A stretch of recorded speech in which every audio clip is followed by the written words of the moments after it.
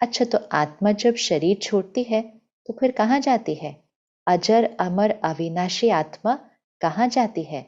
आत्मा एक शरीर छोड़कर माँ के गर्भ में प्रवेश करके अपने नए शरीर में प्रवेश करती है। वो नया शरीर फिर बनना शुरू होता है। तो वो शरीर जस्ट बनना शुरू होता है तो एक शरीर छोड़ आत्मा दूसरे शरीर में प्रवेश करती है। तो मृत्यु का अर्थ क्या है?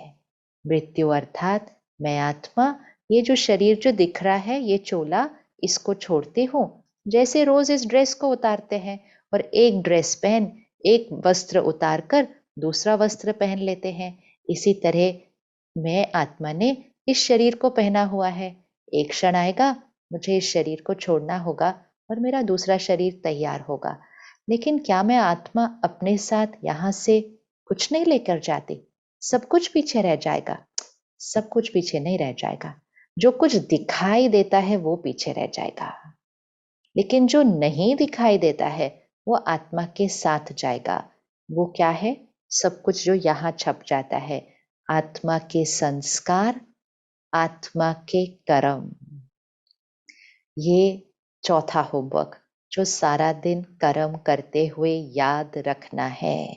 ये सब कुछ टेम्पररी है, थोड़े समय के लिए है, लेकिन कर्म और संस्कार ये मुझ आत्मा के साथ जाएंगे।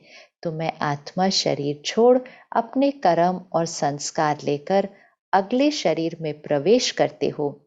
कुछ महीनों बाद बच्चा पैदा होता है। अब अपने बच्चों को देखें। अगर आपके 2 बच्चे हैं, अब आप तो एक ही माता पिता हैं, उसी परिवार घर में रहते हैं, वही सब कुछ आपने अपने 2 बच्चों को दिया है, किसी के साथ भेदभाव नहीं किया, दोनों को एक बराबर पालना, एक बराबर संस्कार। हो सकता है आपके जुड़वे बच्चे भी हो, फिर तो और भी अच्छे से देखना। सब कुछ एक जैसा है, शायद शरीर भी दिखने में एक जैसा है, लेकिन क्या उनका व्यक्तित्व, क्या उनके संस्कार एक जैसे हैं? क्या आपके 2 बच्चे एक जैसे हैं? नहीं है ना? कभी कभी तो आप परेशान हो जाते होंगे, ये मेरे बच्चे होकर मेरे जैसे क्यों नहीं है, और ये दोनों मेरे बच्चे होकर एक जैसे क्यों नहीं है? क्योंकि हम किस आधार पर सोचते हैं, ये मेरे बच्चे हैं, ये दोनों मेरे बच्चे हैं, ये मेरा ही तो गलती है। ये आत्मा है दोनों, ये आत्मा इस शरीर में आई है, लेकिन ये 2 आत्माएं 2 अलग अलग पास्ट से आई हैं।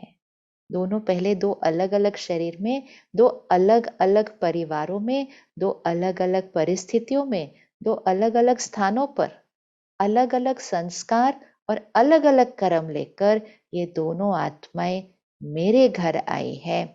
और इसीलिए इन दोनों के संस्कार, इन दोनों के कर्म, और इसीलिए इन दोनों का भाग्य अलग अलग है। तो मन के बहुत सारे प्रश्न खत्म हो जाते हैं सिर्फ एक बात याद रखने से कि मैं आत्मा हूं। इतने सारे प्रश्नों का उत्तर मिल जाता है। नहीं तो मन सोचता ही रहता है, ये ऐसे क्यों है, ये ऐसे क्यों है, ये ऐसे क्यों करता है, वो ऐसे क्यों करता है।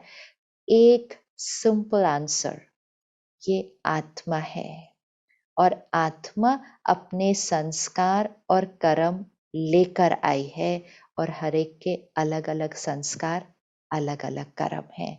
तो हर एक को समझना बहुत सहज हो जाता है, और फिर ऑफ कोर्स हम उनको पालना देते हैं। ऐसा नहीं है कि हम उनके संस्कारों को सुधारते नहीं हैं, हम सुधारते हैं, नए संस्कार बनाने की शिक्षा भी देते हैं, लेकिन हम उनके संस्कारों को समझ पाते हैं, हम उनको समझ पाते हैं। आजकल हम कितनी बार कहते हैं हम इनको समझ नहीं पा रहे हैं। क्यों नहीं समझ पा रहे हैं? क्योंकि हम रिश्ते और रोल के आधार पर देखते हैं। हम कहते हैं मेरा बच्चा होकर ऐसा किया, मेरी पत्नी होकर ऐसा बोला, मेरे माता पिता और मेरे साथ ऐसा किया। हम रिश्तों के आधार पर देखते हैं। मेरे बच्चे, मेरा पति पत्नी, मेरे माता पिता, मेरे कर्म साथी, ये सब आत्मा है। आत्मा है, इस रोल में आए हुए हैं, लेकिन है तो आत्मा ना अपने अपने संस्कार और अपने अपने कर्म लेकर आए हैं और उन संस्कारों और कर्म के आधार से ही वो हमारे साथ व्यवहार करते हैं।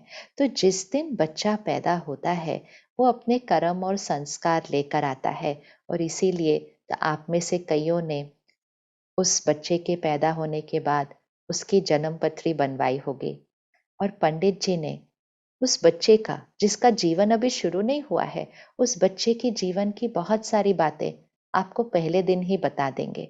ये होगा, 10 साल बाद ये होगा, फिर ये बनेगा, फिर इसकी शादी होगी। ये बहुत सारी बातें वो आपको पहले दिन ही जन्म पत्री देख कर बता देते हैं। ये जन्म पत्री किस आधार से बन जाती है? अभी तो उस बच्चे ने कोई कर्म नहीं किया है, क्योंकि वो बच्चा अपना कर्म और अपने संस्कार लेकर आया है। तो ये बहुत इंपॉर्टेंट बात है याद रखनी कि मैं आत्मा अविनाशी हूँ और मेरे कर्म और मेरे संस्कार मेरे साथ जाएंगे। तो कर्म करते हुए अटेंशन, ध्यान से कर्म करना, ध्यान से कर्म करना। वो ही कर्मों का खाता हमारे साथ जाएगा।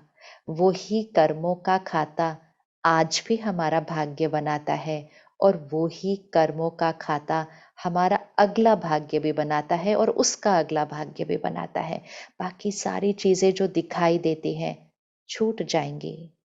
आज भी वो चीजें आराम दे रही हैं, सुख नहीं देती हैं। सुख तो आत्मा का संस्कार है, लेकिन वो सारी चीजें जो दिखाई देती हैं उनके पीछे हम इतना उलझ जाते हैं कि कई बार हम गलत संस्कार, गलत व्यवहार और गलत कर्म कर देते हैं।